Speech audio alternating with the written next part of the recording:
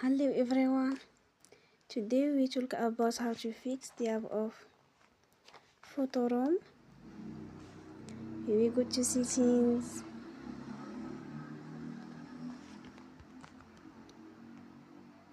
then we click on apps. After that we search the app Photoroom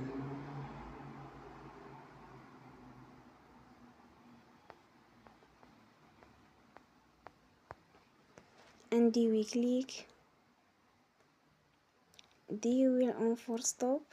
After that we go to storage, then we click on the clear cache. In the end you will turn your Wi-Fi and you will turn again. Don't forget to support us by like and subscribe. See you next time.